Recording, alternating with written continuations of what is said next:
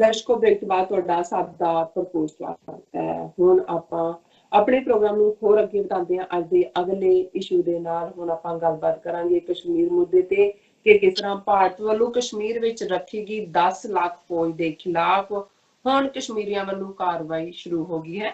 2 ਦਿਨ ਪਹਿਲਾਂ ਹੀ ਕਸ਼ਮੀਰੀ ਖਾੜਕੂਆਂ ਨਾਲ ਹੋਏ ਇੱਕ ਮੁਕਾਬਲੇ ਵਿੱਚ ਇੱਕ ਫੌਜੀ ਕਰਨਲ ਅਤੇ ਇੱਕ ਮੇਜਰ ਸਮੇਤ 5 ਫੌਜੀ ਮਾਰੇ ਗਏ ਔਰ ਅੱਜ ਵੀ ਇੱਕ ਮੁਕਾਬਲੇ ਵਿੱਚ CRPF ਦੇ 2 ਜਵਾਨ ਮਾਰੇ ਗਏ ਨੇ। ਸੋ ਇਸ ਤਰ੍ਹਾਂ ਲੱਗਦਾ ਹੈ ਕਿ ਕਸ਼ਮੀਰੀਆਂ ਵਿੱਚ ਕਾਫੀ ਰੋਹ ਹੈ ਅਤੇ ਹੁਣ ਉਹ ਇੱਕ ਵਾਰ ਫਿਰ ਹਥਿਆਰਬੰਦ ਬਗਾਵਤ ਦੇ ਰਸਤੇ ਤੇ ਤੁਰਨ ਨਿਕਲੇ ਹਨ। ਇਸ ਉੱਪਰ ਆਪਾਂ ਡਾਕਟਰ ਕੋਲੋਂ ਉਹਨਾਂ ਦੇ ਵਿਚਾਰ ਸੁਣਾਂਗੇ। ਸੋ ਅਸੀਂ ਚਾਹਾਂਗੇ ਕਿ ਤੁਸੀਂ ਸਾਡੇ ਨਾਲ ਇਸੇ ਤਰ੍ਹਾਂ ਹੀ ਬਣੇ ਰਹਿਣਾ। ਦੇਖਣ ਸੁਣਨ ਲਈ ਤੁਹਾਡਾ ਸਭ ਦਾ ਬਹੁਤ ਬਹੁਤ ਸ਼ੁਕਰੀਆ। ਜੀ ਡਾਕਟਰ ਸਾਹਿਬ ਕੀ ਕਹਿਣਾ ਚਾਹੋਗੇ? देखो, ਜਦੋਂ 5 ਅਗਸਤ 2019 ਨੂੰ 1 ਮਿਲੀਅਨ 10 ਲੱਖ ਫੌਜ ਦੇ ਹਵਾਲੇ ਜਿਹੜਾ ਕਸ਼ਮੀਰ 7 ਲੱਖ ਫੌਜ ਤਾਂ ਪਹਿਲਾਂ ਹੀ ਸੀ ਪਰ ਐਡੀਸ਼ਨਲ ਉਹਨਾਂ ਨੇ ਹੋਰ ਫੌਜ ਭੇਜ ਕੇ ਲਾਕਡਾਊਨ ਕੀਤਾ ਔਰ ਕਸ਼ਮੀਰ ਦਾ ਸਟੇਟਸ ਆਰਟੀਕਲ 370 35A ਤਾਂ ਖਤਮ ਕੀਤਾ ਹੀ ਕੀਤਾ। ਜੰਮੂ ਕਸ਼ਮੀਰ ਦਾ ਜਿਹੜਾ ਰੁਤਬਾ ਸੀ ਇੱਕ ਸਟੇਟ ਦਾ ਉਹ ਵੀ ਖਤਮ ਕਰਕੇ ਉਹਨੂੰ 2 ਯੂਨੀਅਨ ਟੈਰੀਟਰੀਜ਼ ਦੇ ਵਿੱਚ ਬਦਲ ਦਿੱਤਾ ਔਰ ਸਾਰਾ ਭਾਰਤ ਤਾੜੀਆਂ ਮਾਰ ਰਿਹਾ ਸੀ। ਕੋਈ ਡੇਅਰ ਵੀ ਨਹੀਂ ਸੀ ਕਰ ਰਿਹਾ ਕਿ ਇਹ ਕਹਿਣ ਦਾ ਕਿ ਤੁਸੀਂ ਆਪਣੇ ਹੀ ਕਨਸਟੀਟਿਊਸ਼ਨ ਨੂੰ ਦਫਨਾ ਦਿੱਤਾ ਹੈ। ਤੁਹਾਡੇ ਕਨਸਟੀਟਿਊਸ਼ਨ ਦੇ ਮੂਲ ਓਰੀਜਨਲ ਡਾਕੂਮੈਂਟ ਜਿਹੜਾ 26 ਜਨਵਰੀ 1950 ਨੂੰ ਲਾਗੂ ਹੋਇਆ ਉਹਦੇ ਚ ਆਰਟੀਕਲ 370 ਸੀ। ਤੁਸੀਂ ਕਸ਼ਮੀਰੀ ਲੋਕਾਂ ਦੇ ਨਾਲ ਵਿਸ਼ਵਾਸਘਾਤ ਕੀਤਾ। ਤੁਹਾਡੇ ਸਾਰੇ ਇਕਰਾਰ ਵਾਅਦੇ ਜਿਹੜੇ ਕਨਸਟੀਟਿਊਸ਼ਨਲੀ ਤੁਸੀਂ ਕੀਤੇ ਹੋਏ ਸੀ ਉਹਨਾਂ ਨੂੰ ਤੁਸੀਂ ਬਿਲਕੁਲ ਜਿਹੜਾ ਹੈ ਉਹ ਅੱਗ ਦੇ ਹਵਾਲੇ ਕਰ ਦਿੱਤਾ, ਡਿਸਟਰੋਏ ਕਰ ਦਿੱਤਾ। ਲੇਕਿਨ ਉਹਨਾਂ ਨੂੰ ਸੀ ਜੀ ਕਿ ਅਸੀਂ ਇਹੀ ਮਸਲਾ ਹੈ ਹੁਣ ਦੇਖਾਂਗੇ। ਪਾਕਿਸਤਾਨ ਨੂੰ ਵੰਗਾਰ ਰਹੇ ਸੀ ਔਰ ਭਾਰਤੀ ਪਾਰਲੀਮੈਂਟ ਕਹਿ ਰਹੀ ਸੀ ਜਾਂ ਇਹਨਾਂ ਦਾ ਡਿਫੈਂਸ ਮਿਨਿਸਟਰ, ਹੋਮ ਮਿਨਿਸਟਰ ਹੁਣ ਜਿਹੜਾ ਪਾਕਿਸਤਾਨ ਦੇ ਕਬਜ਼ੇ ਵਾਲਾ ਜਿਹੜਾ ਕਸ਼ਮੀਰ ਹੈ ਉਹਨੂੰ ਅਸੀਂ ਛਡਾਣਾ ਹੈ। ਉਹ ਸਾਡਾ ਜਿਹੜਾ ਉਹ ਨਿਸ਼ਾਨ ਹੈ। ਔਰ ਜ਼ਾਹਰ ਹੈ ਕਿ ਹੁਣ ਪਿਛਲੇ ਦਿਨਾਂ 'ਚ ਜਦੋਂ ਪਾਕਿਸਤਾਨ ਦੇ ਸੁਪਰੀਮ ਕੋਰਟ ਨੇ ਗਿਲਗਿਤ ਬਾਲਟਿਸਤਾਨ ਦੇ ਹਵਾਲੇ ਦੇ ਨਾਲ ਇਹ ਕਿਹਾ ਕਿ ਭਾਈ ਉੱਥੇ ਚੋਣਾਂ ਕਰਵਾਓ, ਇੰਟਰਿਮ ਸਰਕਾਰ ਉੱਥੇ ਜਿਹੜੀ ਹੈ ਉਹ ਚੋਣਾਂ ਕਰਾਏ ਔਰ ਫੌਰਨ ਇੰਨੀ ਤਰੀਕ ਤੱਕ। ਤੇ ਉਸ ਦੇ ਉੱਤੇ ਵੀ ਜਿਵੇਂ ਇਹਨਾਂ ਨੇ ਚੀਕਾਂ ਮਾਰੀਆਂ, ਜੈ ਸ਼ੰਕਰ ਇਹਨਾਂ ਦੇ ਫੌਰਨ ਮਿਨਿਸਟਰ ਔਰ ਦੂਜਿਆਂ ਨੇ ਪ੍ਰੋਟੈਸਟ ਕੀਤਾ ਕਿ ਜੀ ਇਹ ਵੀ ਸਾਡਾ, ਗਿਲਗਿਤ ਬਾਲਟਿਸਤਾਨ ਵੀ ਸਾਡਾ, ਆਜ਼ਾਦ ਕਸ਼ਮੀਰ ਵੀ ਸਾਡਾ ਔਰ ਇਹ ਪਾਕਿਸਤਾਨ ਦੇ ਸੁਪਰੀਮ ਕੋਰਟ ਨੂੰ ਕੀ ਹੱਕ ਹੈ ਉੱਥੇ ਇਲੈਕਸ਼ਨਾਂ ਕਰਾਏ, ਉਹਨੂੰ ਵਕੇਟ ਕਰੇ ਔਰ ਸਾਡੇ ਹਵਾਲੇ ਕਰੇ। ਇਹਨੂੰ ਤੁਸੀਂ ਕਹਿੰਦੇ ਹੋ ਕਿ ਵੀ ਬਦਮਾਸ਼ੀ ਦੀ ਸਿਖਰ। ਔਰ ਉਹ ਸਮਝਦੇ ਸੀ ਕਿ ਵੀ ਇਸ ਵੇਲੇ ਦੁਨੀਆ ਜਿਹੜੀ ਹੈ ਇੱਕ ਪਾਸੇ ਕਰੋਨਾ ਦੇ ਨਾਲ ਜੂਝ ਰਹੀ ਹੈ, ਅਸੀਂ ਜੇ ਇੰਨੇ ਮਹੀਨੇ ਲੰਘ ਗਏ ਨੇ 7-8 ਮਹੀਨੇ ਆਰਟੀਕਲ 370 ਖਤਮ ਕਰਕੇ ਕਸ਼ਮੀਰੀਆਂ ਨੂੰ ਡਬਲ ਲਾਕਡਾਊਨ 'ਚ ਰੱਖਿਆ ਹੋਇਆ ਤੇ ਦੁਨੀਆ ਨੇ ਸਾਡਾ ਕੀ ਕਰ ਲਿਆ। ਸੋ ਇਸ ਸਾਰੇ ਉਹ ਸਮਝਦੇ ਸੀ ਲੋਕਾਂ ਨੂੰ ਡਰਾਤਾ ਉਹਨਾਂ ਦੇ। ਅਸੀਂ ਇੰਟਰਨੈਟ ਅੱਜ ਤੱਕ ਨਹੀਂ ਖੋਲੇ, ਸਕੂਲ, ਕਾਲਜ, ਮਸੀਤਾਂ ਸਭ ਬੰਦ ਕੀਤੀਆਂ ਹੋਈਆਂ। ਪਰ ਮੇਰਾ ਖਿਆਲ ਹੈ ਕਿ ਵੀ ਸ਼ਾਇਦ ਫਿਰਾਉਨ ਤੋਂ ਲੈ ਕੇ ਮੋਦੀ ਤੱਕ ਇਹ ਸਾਰੇ ਹੀ ਜਿਹੜੇ ਹੰਕਾਰੇ ਹੋਏ ਐਰੋਗੈਂਟ ਇਹ ਭੁੱਲ ਜਾਂਦੇ ਨੇ ਕਿ ਅਲਟੀਮੇਟਲੀ ਰੱਬ ਨੂੰ ਹੰਕਾਰ ਚੰਗਾ ਨਹੀਂ ਲੱਗਦਾ, ਰੱਬ ਨੂੰ ਧੱਕਾ ਚੰਗਾ ਨਹੀਂ ਲੱਗਦਾ, ਰੱਬ ਨੂੰ ਬੇਇਨਸਾਫੀ ਚੰਗੀ ਨਹੀਂ ਲੱਗਦੀ। ਤੇ ਅਲਟੀਮੇਟਲੀ ਬੰਦਾ ਉਹ ਫਿਰਾਉਨ ਬਣ ਜਾਏ, ਉਹ ਕੋਈ ਇੰਦਰਾ ਗਾਂਧੀ ਬਣ ਜਾਏ, ਹਿਟਲਰ ਬਣ ਜਾਏ, ਮਸੋਲਨੀ ਬਣ ਜਾਏ ਜਾਂ ਅੱਜ ਮੋਦੀ ਬਣ ਜਾਏ, ਇਨ ਦਾ ਐਂਡ ਆਫ ਦਾ ਡੇ ਇਹ ਸਾਰੇ ਹੀ ਜਿਹੜੇ ਨੇ ਇਹ ਜਵਾਬ ਦੇ ਬਣਾਏ ਜਾਂਦੇ ਨੇ। ਔਰ 2 ਘਟਨਾਵਾਂ ਜਿਹੜੀਆਂ ਪਿਛਲੇ 2 ਦਿਨਾਂ ਦੇ ਵਿੱਚ ਕਸ਼ਮੀਰ ਦੇ ਵਿੱਚ ਵਾਪਰੀਆਂ ਉਹਨਾਂ ਨੇ ਦੱਸ ਦਿੱਤਾ ਹੈ ਕਿ ਜਿਹੜੀ ਓਪਰਚੁਨਿਟੀ ਭਾਰਤੀ ਸਰਕਾਰ ਦੇ ਕੋਲ ਹੈ। ਜੇ ਮੈਂ ਕੱਲ ਹੀ ਇਮਰਾਨ ਖਾਨ ਸਾਹਿਬ ਦਾ ਇੱਕ ਬਹੁਤ ਪੁਰਾਣਾ ਵੀ ਨਹੀਂ, ਕੁਝ ਸਾਲ ਪਹਿਲਾਂ ਜਦੋਂ ਭਾਰਤ ਗਏ ਤੇ ਹੈ ਤਾਂ ਉਹ ਪੱਕਾ ਬੀਜੇਪੀ ਦਾ ਕੁੱਤਾ ਹੈ, ਰਜਤ ਸ਼ਰਮਾ, ਆਪ ਕੀ ਅਦਾਲਤ, ਇਹ ਉਹਦਾ ਇੱਕ ਪ੍ਰੋਗਰਾਮ ਹੁੰਦਾ ਜਿਹਦੇ ਚ ਬੜੇ ਲੋਕ ਜਿਹੜੇ ਨੇ ਉਹਨਾਂ ਨੂੰ ਉਹ ਸੱਦ ਕੇ ਤੇ ਉਹ ਲੋਕਾਂ ਤੋਂ ਵੀ ਸਵਾਲ ਜਵਾਬ ਔਰ ਮੁਕੱਦਮਾ ਚਲਾਉਣ ਵਾਂਗ ਕਰਦਾ। ਔਰ ਇਮਰਾਨ ਖਾਨ ਜਦੋਂ ਤਹਿਰੀਕੇ ਇਨਸਾਫ ਪਾਰਟੀ ਦੇ ਮੁਖੀ ਸੀ ਉਸ ਪੀਰੀਅਡ ਦਾ ਉਹਨਾਂ ਦਾ ਇੱਕ ਜਿਹੜਾ ਉਹਦੇ ਚ ਮੁਕੱਦਮਾ ਦੇ ਨਾਂ ਥੱਲੇ ਉਹ ਉੱਥੇ ਆਉਂਦੇ ਨੇ ਔਰ ਬੜੇ ਚੰਗੇ ਢੰਗ ਨਾਲ ਉਹਨਾਂ ਨੇ ਆਰਟੀਕੂਲੇਟ ਕੀਤਾ। ਪਰ ਜਿਹੜੀ ਗੱਲ ਉਹਦੇ ਚ ਵੀ ਉਹਨਾਂ ਨੇ ਕਹੀ, ਜਦੋਂ ਕਸ਼ਮੀਰ ਦੇ ਹਵਾਲੇ ਨਾਲ ਜਾਂ ਈਵਨ ਤਾਲਿਬਾਨ ਦੇ ਹਵਾਲੇ ਨਾਲ ਵੀ ਉਹਨਾਂ ਨੂੰ ਪੁੱਛਿਆ ਗਿਆ ਕਿ ਜੀ ਤੁਹਾਨੂੰ ਤਾਲਿਬਾਨ ਖਾਨ ਕਹਿੰਦੇ ਨੇ, ਤੁਸੀਂ 9/11 ਦੇ ਵੇਲੇ ਵੀ ਜਿਹੜਾ ਉਹ ਉਸਾਮਾ ਦੀ ਹਮਾਇਤ ਕੀਤੀ। ਉਹਨਾਂ ਨੇ ਬੜੇ ਪਰਸਪੈਕਟਿਵ 'ਚ ਗੱਲ ਕਰਦਿਆਂ ਕਿਹਾ ਕਿ ਦੇਖੋ ਪਹਿਲਾਂ ਗੱਲ ਦੇ ਕੰਟੈਕਸਟ ਨੂੰ ਸਮਝੋ ਕਿ ਭਾਈ ਜਦੋਂ ਤੱਕ ਕੋਈ ਕਿਸੇ ਨੂੰ ਦੋਸ਼ੀ ਬਣਾ ਨਹੀਂ ਦਿੱਤਾ ਜਾਂਦਾ, ਅਦਾਲਤ ਸਬੂਤ ਨਹੀਂ ਹੁੰਦੇ, ਤੁਸੀਂ ਕੋਈ ਵੀ ਕਾਰਵਾਈ ਕਰਦੇ ਹੋ ਗੈਰ ਕਾਨੂੰਨੀ ਹੁੰਦੀ ਹੈ। ਔਰ ਜਿਹੜੇ ਅਮਰੀਕਾ ਨੇ ਉੱਥੇ ਜਾ ਕੇ ਜੋ 9/11 ਤੋਂ ਬਾਅਦ ਕੀਤਾ ਅਫਗਾਨਿਸਤਾਨ, ਉਸ ਦਾ ਇਹੀ ਰਿਐਕਸ਼ਨ ਹੋਣਾ ਸੀ। ਉਹਨੇ ਕਿਹਾ ਕਿ ਵੀ ਮੈਂ ਪਠਾਨ ਹੈ, ਮੈਂ ਸਮਝਦਾ ਆਪਣੇ ਲੋਕਾਂ ਨੂੰ ਕਿਵੇਂ ਰਿਐਕਟ ਕਰਦੇ ਨੇ। ਲੇਕਿਨ ਨਾਲ ਦੀ ਨਾਲ ਉਹਨਾਂ ਨੇ ਕਸ਼ਮੀਰ ਦੇ ਮੁੱਦੇ ਦੇ ਉੱਤੇ ਵੀ ਇਹ ਗੱਲ ਕਹੀ ਕਿ ਭਾਈ ਮਸਲੇ ਗੱਲਬਾਤ ਰਾਹੀਂ ਹੱਲ ਹੋਣੇ ਚਾਹੀਦੇ ਨੇ। UN ਦਾ ਚਾਰਟਰ ਹੈ ਇਸ ਮੁੱਦੇ ਦੇ ਉੱਤੇ, ਔਰ ਸਾਨੂੰ ਮਾਜ਼ੀ ਨੂੰ ਪਿੱਛੇ ਛੱਡ ਕੇ ਅੱਗੋਂ ਦੇ ਲਈ ਜਿਹੜਾ ਕਰਨਾ ਚਾਹੀਦਾ। ਮੈਂ ਸਮਝਦਾ ਵੀ ਪਿਛਲੇ ਸਾਰੇ ਪੀਰੀਅਡ 'ਚ ਇਮਰਾਨ ਖਾਨ ਤੋਂ ਵਧੀਆ ਕੋਈ ਵੀ ਐਸਾ ਇਨਸਾਨ, ਜਿਹੜਾ ਉਹਨਾਂ ਨੇ ਕਿਹਾ ਵੀ ਜਦੋਂ ਉਹਨਾਂ ਨੇ ਐਜ਼ ਏ ਪ੍ਰਾਈਮ ਮਿਨਿਸਟਰ ਸਹੁੰ ਚੁੱਕੀ ਪਾਕਿਸਤਾਨ ਦੇ, ਉਹਨਾਂ ਜਿਹੜੀ ਪਹਿਲੀ ਤਕਰੀਰ ਸੀ ਉਹਦੇ 'ਚ ਵੀ ਉਹਨਾਂ ਨੇ olive branch ਇੰਡੀਆ ਨੂੰ ਦਿੱਤੀ।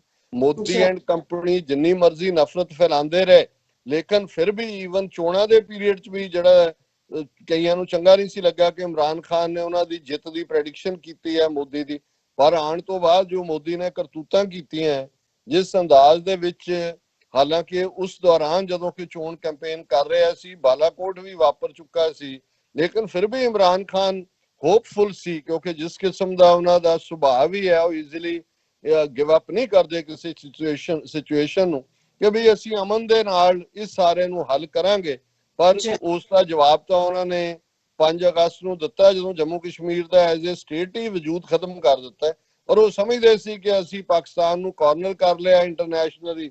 ਹੁਣ ਕਰੋਨਾ ਦੇ ਹਵਾਲੇ ਨਾਲ ਸਮਝਦੇ ਸੀ ਕਿ ਜੀ ਗੱਲਬਾਤ ਹੁਣ ਤਾਂ ਭੁੱਲ ਭੱਲ ਗਈ, ਜਦੋਂ ਤੱਕ ਨਿਕਲੇਗਾ ਦੁਨੀਆ ਦੇ ਦੇਸ਼ ਆਪੋ ਆਪਣੀ ਇਕਨੋਮੀ ਨੂੰ ਸੰਭਾਲਣ ਤੇ ਦੂਜਿਆਂ ਤੇ ਹੋਣਗੇ ਕੀ ਹੋਏਗਾ। ਪਰ ਇਹਨਾਂ 2-3 ਦਿਨਾਂ ਦੇ 2 ਵਾਕਿਆਤ ਨੇ ਦੱਸ ਦਿੱਤਾ ਕਿ ਭਾਰਤੀ ਫੌਜ ਦੇ ਜ਼ੁਲਮਾਂ ਨੇ ਕਸ਼ਮੀਰੀਆਂ ਨੂੰ ਅਗੇਨ ਉਸ ਰਸਤੇ ਵੱਲ ਤੋਰ ਦਿੱਤਾ ਜਿਹੜਾ ਸ਼ੇਖ ਸਾਦੀ ਨੇ ਕਿਹਾ ਹੋਏ, 10ਵੇਂ ਪਾਤਸ਼ਾਹ ਨੇ ਜ਼ਫਰਨਾਮੇ 'ਚ ਕਿਹਾ ਹੋਏ ਕਿ ਚੁੰਕਾਰਜ਼ ਹਮਾ ਹੀਲ ਤੇ ਦਰਗੁਜ਼ਸ ਹਲਾਲਸ ਬੁਰਦਨ ਬਾ ਸ਼ਮਸ਼ੀਰ ਦਸ, ਕਿ ਜੇ ਇਨਸਾਫ ਲੈਣ ਲਈ ਹੋਰ ਸਾਰੇ ਦਰਵਾਜ਼ੇ ਬੰਦ ਹੋ ਜਾਣ, ਸਾਰੇ ਰਸਤੇ ਬੰਦ ਹੋ ਜਾਣ, ਤਾਂ ਫਿਰ ਸ਼ਮਸ਼ੀਰ ਨੂੰ, ਤਲਵਾਰ ਨੂੰ ਹੱਥ 'ਚ ਲੈਣਾ ਇਹ ਰੱਬ ਦੇ ਬੰਦਿਆਂ ਦੇ ਲਈ ਹੱਕ ਬਨਾਜ਼ਬ ਹੁੰਦਾ।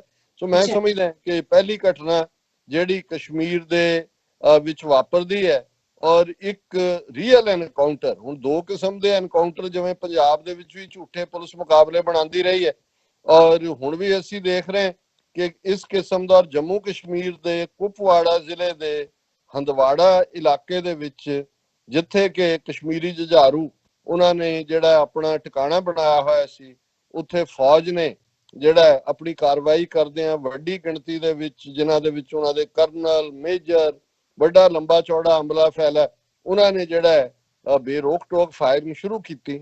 ਪਰ ਜਿਹੜੇ ਲੋਕ ਇਸ ਰਸਤੇ ਤੇ ਨਿਕਲਦੇ ਨੇ, ਜ਼ਾਹਰ ਹੈ ਉਹ ਤਨਖਾਹੀਏ ਨਹੀਂ ਹੁੰਦੇ, ਉਹ ਆਪਣੀ ਜਾਨ ਤਲੀ ਤੇ ਰੱਖ ਕੇ ਨਿਕਲਦੇ ਨੇ। ਔਰ ਉਹਨਾਂ ਨੇ ਜਦੋਂ ਜਵਾਬੀ ਕਾਰਵਾਈ ਕੀਤੀ ਉਹਨਾਂ ਜੁਝਾਰੂਆਂ ਨੇ, ਤਾਂ ਉਹਦੇ 'ਚ ਫੌਜ ਦਾ ਇੱਕ ਕਰਨਲ, ਇੱਕ ਮੇਜਰ ਤੇ 3 ਹੋਰ ਜਿਹੜੇ ਫੌਜੀ ਨੇ ਉਹ ਮਾਰੇ ਗਏ। ਔਰ ਇਸ ਸਾਰੇ ਦੇ ਵਿੱਚ ਜਿਹੜੇ ਮਾਰੇ ਗਏ ਲੋਕਾਂ 'ਚ 21 ਰਾਸ਼ਟਰੀ ਰਾਈਫਲ ਦਾ ਕਮਾਂਡਿੰਗ ਆਰਮੀ ਅਫਸਰ ਕਰਨਲ ਆਸ਼ੂਤੋਸ਼ ਸ਼ਰਮਾ, ਮੇਜਰ ਅਨੁਜ, ਇੱਕ ਲਾਂਸ ਨਾਇਕ, ਇੱਕ ਰਾਈਫਲਮੈਨ ਤੇ ਇੱਕ ਪੁਲਿਸ ਦਾ ਸਬ ਇੰਸਪੈਕਟਰ ਵੀ ਇਹ ਉਹਨਾਂ ਸਾਰਿਆਂ 'ਚ ਮਾਰੇ ਗਏ, ਜਦੋਂ ਕਿ ਜਿਹੜੇ ਜਵਾਬੀ ਕਾਰਵਾਈ 'ਚ ਮਰੇ ਉਹ 2 ਮਿਲੀਟੈਂਟ ਨੇ। ਸੋ ਜ਼ਾਹਰ ਹੈ ਕਿ ਇਹ ਹੈ ਜਦੋਂ ਤੁਸੀਂ ਫਾਈਟਿੰਗ ਸਪਿਰਿਟ ਦਿਖਾਉਂਦੇ ਹੋ ਕਿ 2 ਸਧਾਰਨ ਨੌਜਵਾਨਾਂ ਨੇ ਜਿਹੜੇ ਆਪਣੇ ਲੋਕਾਂ ਦੇ ਦਰਦ ਨੂੰ ਲੈ ਕੇ ਇਸ ਰਸਤੇ ਦੇ ਉੱਤੇ ਨਿਕਲੇ, ਉਹਨਾਂ ਨੇ ਇੰਨਾ ਵੱਡਾ ਜਿਹੜਾ ਉਹ ਨੁਕਸਾਨ ਕੀਤਾ ਕਿ ਜ਼ਾਹਰ ਹੈ ਕਿ ਵੀ ਇਸ ਦਾ ਇਫੈਕਟ ਰਾਜਨਾਥ ਸਿੰਘ ਨੇ, ਦੂਜਿਆਂ ਨੇ ਚੀਕਾਂ ਮਾਰੀਆਂ, ਉਹਨਾਂ ਦੇ ਵਿੱਚ ਇੱਕ ਸ਼ਾਇਦ ਪੰਜਾਬ ਦੇ ਹੁਸ਼ਿਆਰਪੁਰ ਜ਼ਿਲ੍ਹੇ ਨਾਲ ਕੋਈ ਸੰਬੰਧਤ ਹੈ ਜਵਾਨ, ਕੋਈ ਕੁਮਾਰ ਹੈ, ਤੇ ਇਹਨੇ ਅਮਰਿੰਦਰ ਸਿੰਘ ਨੇ 10 ਲੱਖ ਰੁਪਈਆ ਔਰ ਇਹ ਸਾਰਾ ਕਿ ਜੀ ਅਸੀਂ ਜਿਹੜਾ ਇਸ ਸਾਰੇ ਦੇ ਉਹਨਾਂ ਦੇ ਇੱਕ ਨੂੰ ਨੌਕਰੀ ਦੇਵਾਂਗੇ ਔਰ ਇਹ ਪੂਰਾ, ਔਰ ਨਾਲ ਪਾਕਿਸਤਾਨ ਦੇ ਖਿਲਾਫ ਜਿਹੜੀ ਹੈ ਬਿਆਨਬਾਜ਼ੀ ਕੀਤੀ ਹੈ, ਜਿੱਥੇ ਹੁਣ ਉਹਨਾਂ ਕੋਲ ਬਿਆਨਾਂ ਤੋਂ ਬਿਨਾਂ ਹੋਰ ਤਾਂ ਕੋਈ ਚਾਰਾ ਨਹੀਂ ਹੈ। ਲੇਕਿਨ ਅਜੇ ਇਸ ਸਾਰੀ ਕਾਰਵਾਈ ਦੀ ਸਿਆਹੀ ਵੀ ਨਹੀਂ ਸੀ ਸੁੱਕੀ ਤੇ ਦੂਸਰੀ ਖਬਰ ਆਈ ਕਿ ਕਿਵੇਂ ਉਸੇ ਹੀ ਕਸ਼ਮੀਰ ਵਾਦੀ ਦੇ ਵਿੱਚ CRPF ਨੇ ਵੀ ਇਸ ਕਿਸਮ ਦੀ ਕੋਈ ਦਿਲਵਦੀ ਕਰਨੀ ਚਾਹੀ ਤੇ ਜਵਾਬੀ ਕਾਰਵਾਈ ਉਹਨਾਂ ਨੇ ਕੀਤੀ। 2 ਸੀਆਰਪੀਐਫ ਦੇ ਜਵਾਨ ਜਿਹੜੇ ਨੇ ਉਹ ਮਾਰੇ ਗਏ ਔਰ 5 ਦੇ ਕਰੀਬ ਜਿਹੜੇ ਨੇ ਜ਼ਖਮੀ ਨੇ। ਅਸੀਂ ਇਹ ਦੱਸਦੇ ਹੀ ਹੈ ਕਿ ਵੀ ਅਸੀਂ ਬਿਲਕੁਲ ਬੇਲੋੜੀ ਹਿੰਸਾ ਦੇ ਹੱਕ ਵਿੱਚ ਨਹੀਂ ਹੈ ਔਰ ਅਸੀਂ ਕਦੇ ਵੀ ਮੌਤ ਕਿਸੇ ਦੀ ਵੀ ਹੋਏ, ਉਹ ਵੀ ਕਿਸੇ ਮਾਂ ਦਾ ਪੁੱਤ ਹੁੰਦਾ ਹੈ, ਕਿਸੇ ਭੈਣ ਦਾ ਭਰਾ ਹੁੰਦਾ ਹੈ, ਕਿਸੇ ਜਿਹੜਾ ਹੈ ਉਹ ਪਤਨੀ ਦਾ ਪਤੀ ਹੁੰਦਾ ਹੈ। ਲੇਕਿਨ ਜਦੋਂ ਤੁਸੀਂ ਪੁਸ਼ ਕਰ ਦਿੰਦੇ ਹੋ ਕੰਧ ਦੇ ਨਾਲ, ਜਿਹਨੂੰ ਲਾਣਾ ਕਹਿੰਦੇ ਨੇ, ਤਾਂ ਫਿਰ ਅਸੀਂ ਈਵਨ ਬਿੱਲੀ ਦੇ ਮਾਮਲੇ 'ਚ ਵੀ ਇਹ ਕਹਿੰਦੇ ਆ ਕਿ ਵੀ ਬਿੱਲੀ ਹਾਲਾਂ ਡੋਮੈਸਟਿਕ ਹੈ, ਉਹਨੂੰ ਤੁਸੀਂ ਡੋਮੈਸਟਿਕ ਪੈਟ ਹੈ ਤੁਹਾਡਾ, ਪਰ ਜੇ ਤੁਸੀਂ ਦਰਵਾਜ਼ੇ ਬੰਦ ਕਰ ਦਿਓ, ਖਿੜਕੀਆਂ ਰੋਸ਼ਨਦਾਨ ਬੰਦ ਕਰਕੇ ਬਿੱਲੀ ਨੂੰ ਵੀ ਜਿਹੜਾ ਉਹ ਕੰਧ ਵੱਲ ਧੱਕੋ ਤੇ ਉਹ ਹੀ ਫਿਰ ਸ਼ੇਰਨੀ ਵਾਂਗ ਜਿਹੜਾ ਉਹ ਵਾਪਸ ਆ ਕੇ ਜਿਹੜਾ ਉਹ ਤੁਹਾਨੂੰ ਜਿਹੜਾ ਹਿੱਟ ਕਰਦੀ ਹੈ, ਕਿਉਂਕਿ ਉਥੋਂ ਫਿਰ ਸੇਫਟੀ ਦਾ ਮਾਮਲਾ ਹੁੰਦਾ। ਸੋ ਅਸੀਂ ਸਮਝਦੇ ਹਾਂ ਕਿ ਇਹ ਖੁਦ ਜਿਹੜੀ ਸਿਚੁਏਸ਼ਨ, ਇਹ ਜਿਹੜਾ ਲਾਸ ਆਫ ਲਾਈਫ ਹੈ, ਕਰਨਲ, ਮੇਜਰ, ਆਮ ਜਵਾਨ ਕੱਲ ਨੂੰ ਹੋਰ ਹੋਏ ਜਾਂ ਜਿਹੜੇ ਉਧਰ ਨੌਜਵਾਨ ਵੀ ਮਾਰੇ ਗਏ ਨੇ, ਇਹ ਸਾਰਾ ਹੀ ਜਿਹੜਾ ਲਾਸ, ਇਹਦੇ ਲਈ ਜੇ ਕੋਈ ਜ਼ਿੰਮੇਵਾਰ ਹੈ ਤੇ ਭਾਰਤ ਦੀ ਹਕੂਮਤ ਹੈ ਔਰ ਇੰਟਰਨੈਸ਼ਨਲ ਭਾਈਚਾਰਾ ਹੈ। ਯੂਨਾਈਟਿਡ ਨੇਸ਼ਨਸ ਵੀ ਇਹਦੇ ਚੋਂ ਬਚ ਨਹੀਂ ਸਕਦਾ, ਕਿਉਂਕਿ ਅੱਜ ਵੀ ਜੇ ਇਹ ਡਿਸਪਿਊਟਡ ਟੈਰੀਟਰੀ ਸੀ, ਅੱਜ ਵੀ ਯੂਨਾਈਟਿਡ ਨੇਸ਼ਨਸ ਦੇ ਮਿਲਟਰੀ ਆਬਜ਼ਰਵਰ ਜਿਹੜੇ ਨੇ ਉਹ ਗਰਾਊਂਡ ਦੇ ਉੱਤੇ ਬੈਠੇ ਹੋਏ ਨੇ। ਸ੍ਰੀਨਗਰ 'ਚ ਵੀ ਨੇ, ਕਸ਼ਮੀਰ ਵਾਲੇ ਪਾਸੇ, ਇਧਰ ਰਾਵਲਾਕੋਟ ਔਰ ਦੂਸਰੇ ਪਾਸੇ ਵੀ ਨੇ, ਲਾਈਨ ਆਫ ਕੰਟਰੋਲ ਤੇ ਵੀ ਨੇ। ਹਾਲਾਂਕਿ ਭਾਰਤ ਨੇ ਜਦੋਂ 5 ਅਗਸਤ ਨੂੰ ਇਹ ਸਾਰਾ ਕੁਝ ਖਤਮ ਕੀਤਾ, ਉਹਨਾਂ ਨੇ ਕਿਹਾ ਜੀ ਇਹਨਾਂ ਦੀ ਹੁਣ ਕੋਈ ਲੋੜ ਨਹੀਂ ਰਹੀ, ਇਹ ਤਾਂ ਸ਼ਿਮਲਾ ਐਗਰੀਮੈਂਟ ਤੋਂ ਬਾਅਦ ਹੀ ਲੋੜ ਨਹੀਂ ਸੀ ਰਹੀ, ਇਹਨਾਂ ਨੂੰ ਤੁਸੀਂ ਇੱਥੋਂ ਜਿਹੜਾ ਲੈ ਜਾਓ। ਲੇਕਿਨ ਉੱਥੇ ਅਬਜ਼ਰਵਰ ਬੈਠੇ ਹੋਣ, UN ਦੇ ਸਿਕਿਉਰਿਟੀ ਕਾਉਂਸਲ ਦੇ ਰੈਜ਼ੋਲੂਸ਼ਨ ਹੋਣ, ਔਰ ਜਿਹਨੂੰ ਕਹਿੰਦੇ ਨੇ ਦਿਨ ਦੀਵੀਂ ਧਾੜਾ ਮਾਰਨਾ, ਦਿਨ ਦੀਵੀਂ ਡਾਕਾ ਮਾਰਨਾ, ਜੋ ਇਹਨਾਂ ਨੇ 5 ਅਗਸਤ ਨੂੰ ਕੀਤਾ, ਦੁਨੀਆ ਦੀ ਕਚਹਿਰੀ ਜਿਹੜੀ ਹੈ ਉਹ ਉਹਨਾਂ ਦੇ ਕੋਲ ਕੋਈ ਉਹਦੇ ਤੇ ਕਾਰਵਾਈ ਨਹੀਂ ਸਾਰੀ। ਤੇ ਫਿਰ ਹੁਣ ਲੋਕਾਂ ਨੇ ਇਹ ਜਿਹੜੀ ਜਿਸ ਅੰਦਾਜ਼ ਦੇ ਵਿੱਚ ਮੈਂ ਸਮਝਦਾ ਵੀ ਕਸ਼ਮੀਰੀਆਂ ਨੇ ਪਿਛਲੇ 72 ਸਾਲਾਂ 'ਚ ਸਫ਼ਰ ਕੀਤਾ, ਔਰ ਖਾਸ ਤੌਰ ਤੇ 1988-99 ਤੋਂ ਬਾਅਦ ਪਿਛਲੇ ਇਹਨਾਂ ਸਾਰੇ ਸਾਲਾਂ ਦੇ ਵਿੱਚ 30 ਸਾਲ 'ਚ ਉਹਨਾਂ ਨੇ ਹਥਿਆਰਬੰਦ ਸੰਘਰਸ਼ ਵੀ ਚਲਾਇਆ, ਫਿਰ ਉਹਨਾਂ ਨੇ ਪੀਸ ਵਾਲਾ ਲਾਈਨ ਲਈ। ਆਮ ਸਕੂਲੀ ਬੱਚੇ ਬੱਚੀਆਂ ਜਿਹੜੇ ਨੇ ਉਹ ਉਹਨਾਂ ਟੈਂਕਾਂ ਨੂੰ ਹੀ ਵੱਟੇ ਮਾਰਨ ਵਾਲੀ ਗੱਲ ਸੀ, ਪਰ ਇਹ ਰੈਜ਼ਿਸਟੈਂਸ ਸੀ ਇਹ ਦੱਸਣ ਦੇ ਲਈ ਕਿ ਭਾਈ ਤੁਸੀਂ ਕੋਈ ਇਹਦਾ ਹੱਲ ਲੱਭੋ। ਸੋ ਜੇ ਇੰਟਰਨੈਸ਼ਨਲ ਕਮਿਊਨਿਟੀ ਵੀ ਜਿਹੜੀ ਹੈ ਸੁੱਤੀ ਰਹੀ, ਜਾਂ ਉਹਨਾਂ ਦੇ ਵਪਾਰਕ ਹਿੱਤ ਭਾਰਤ ਨਾਲ ਜੁੜੇ ਹੋਏ ਨੇ, ਜਾਂ ਉੱਥੇ ਜਿਹੜਾ ਉਹਨਾਂ ਨੇ ਭਾਰਤੀ ਹਕੂਮਤ ਸਮਝਦੀ ਸੀ ਕਿ ਕੀ ਹੈ ਇਹ 80 ਲੱਖ ਕਸ਼ਮੀਰੀ ਨੇ, ਇਹਨਾਂ ਨੂੰ ਤਾਂ ਅਸੀਂ 1 ਬਿਲੀਅਨ 300 ਮਿਲੀਅਨ ਅਸੀਂ ਤਾਂ ਉਹੀ ਦਰੜ ਦਿਆਂਗੇ। ਸੋ ਮੈਂ ਸਮਝਦਾ ਵੀ ਇਹ ਆਉਣ ਵਾਲੇ ਪੀਰੀਅਡ ਦੇ ਵਿੱਚ ਇਹ ਇੱਕ ਨਿਸ਼ਾਨਦੇਹੀ ਵੀ ਇਹ ਦੋਵੇਂ ਘਟਨਾਵਾਂ ਕਰਦੀਆਂ ਨੇ ਕਿ ਕਸ਼ਮੀਰ ਦੇ ਵਿੱਚ ਹੋਰ ਵੀ ਵੱਧ ਖੂਨ ਖਰਾਬਾ ਹੋਣ ਜਾ ਰਿਹਾ, ਔਰ ਕਸ਼ਮੀਰੀਆਂ ਦੀ ਅਜ਼ਮਤ ਨੂੰ, ਉਹਨਾਂ ਦੇ ਹੌਸਲੇ ਨੂੰ, ਔਰ ਉਹਨਾਂ ਦੀ ਇਹ ਜਿਹੜੀ ਆਜ਼ਾਦੀ ਦੇ ਲਈ ਉਹਨਾਂ ਦੀ ਖਲੋਣ ਦੀ ਭਾਵਨਾ, ਉਹਨੂੰ ਅਸੀਂ ਸਲੂਟ ਕਰਦੇ ਹਾਂ। ਉਹਨਾਂ ਨੇ ਦੱਸ ਦਿੱਤਾ ਕਿ ਗੁਲਾਮ ਉਹ ਬਣਦਾ ਜੋ ਗੁਲਾਮ ਰਹਿਣਾ ਚਾਹੁੰਦਾ ਹੈ। ਗੁਲਾਮੀ ਜ਼ਿਹਨੀ ਤੌਰ ਦੇ ਉੱਤੇ ਆਉਂਦੀ ਹੈ, ਫਿਜ਼ੀਕਲੀ ਜਿੰਨਾ ਮਰਜ਼ੀ ਪਾਵਰਫੁਲ ਐਨਮੀ ਹੋਏ, ਜੇ 10 ਲੱਖ ਫੌਜ ਦੇ ਸਾਹਮਣੇ ਉਹ ਨਿੱਤਰਦੇ ਨੇ ਤੇ ਇਹ ਗੱਲ ਸਾਬਤ ਕਰਦੀ ਹੈ ਕਿ ਕੋਈ ਉਹਨਾਂ ਨੂੰ ਗੁਲਾਮ ਨਹੀਂ ਬਣਾ ਸਕਦਾ। ਸੋ ਉਹਨਾਂ ਦੀ ਬਹਾਦਰੀ ਨੂੰ ਅਸੀਂ ਸੈਲੂਟ ਕਰਦੇ ਹਾਂ। ਜੀ ਡਾਕਟਰ ਸਾਹਿਬ, ਤੁਹਾਡਾ ਬਹੁਤ ਬਹੁਤ ਸ਼ੁਕਰੀਆ। ਇੱਥੇ ਲੈਣੇ ਬ੍ਰੇਕ। ਵਿਊਅਰਸ ਤੁਸੀਂ ਨਾਲ ਇਸੇ ਤਰ੍ਹਾਂ ਹੀ ਜੁੜੇ ਰਹਿਣਾ, ਮਿਲਦੇ ਆ ਆਫਟਰ ਦਿਸ ਸ਼ਾਰਟ ਬ੍ਰੇਕ।